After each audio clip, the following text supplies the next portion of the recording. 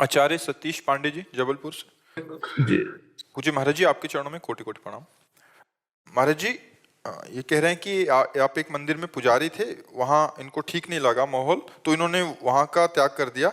और महाराज जी इनको जानना चाह रहे हैं कि मुझे त्याग करने का दोष तो नहीं लगेगा महाराज जी? मैंने अगर आपने इस भाव से त्यागा है कि हाँ विविध प्रकार के दोष हो सकते हैं, जैसे कोई भगवान के लिए अर्पित कर रहा हूं उसका प्रयोग स्वयं कर रहे हैं प्रलोभनवश, जैसे आप पूजा करते हैं तो आपकी पेमेंट होगी। नहीं गुरुजी, मेरे वहाँ ऐसा कुछ नहीं था। वहाँ पर ये था कि मेरे साथ फॉर्मेलिटीज होने लगी थी, मतलब इससे आप मिलो इससे ना मिलो। तो मैंने कहा मैं नहीं, फिर भी आपको तो जो चढ़ौका चढ़ता होगा वो, उससे मेरा कोई मतलब नहीं रहता था। बस सेवा देता था मैंने। तो फिर आपको छोड़ना नहीं चाहिए। फिर सेवा में क्या परेशान? गुरुजी मुझे कहा गया कि आप इससे ना मिले इससे मिले। वहाँ राजनीतिक स्थितियां बनने लगी थी। हाँ, प्रपंच प्रपंच हो। हाँ, तो भगवान की सेवा में आपको सावधान रहना चाहिए। आपको किसी से मतलब आपके ऊपर शासन होगा जी, शासन हुआ कि तो फिर नहीं करना चाहिए।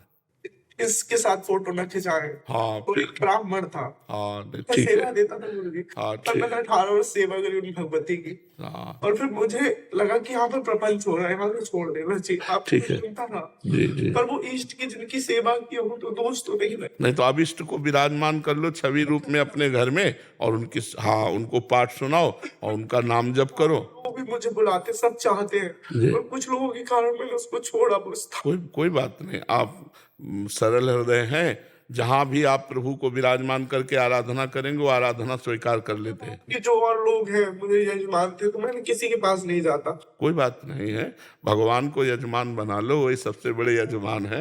आए, आपको सुनता हूँ। हाँ, भगवान का नाम जप करे। देखो, हम इस विधान से कि अगर आप में इतनी विवेक प्रणाली होती कि सबकी बातें हटाकर अपने इष्ट से केवल मतलब रखना, तो वो आपका अधिकार नहीं है, क्योंकि आपके ऊपर शासन है वहाँ, तो इसलिए छोड़ देने में कोई दोष नहीं लगता है।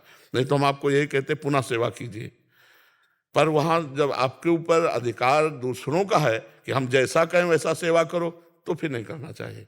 फिर अपने छवि विराजमान घर में करके भगवत आराधना करनी। और आप निष्काम करते थे, इसलिए वो सेवा व्यर्थ नहीं जाएगी, आपको आगे उसका फल मिलेगा। और सबसे बड़ा फल है कि आपके आंसू गिरे, यही फल है।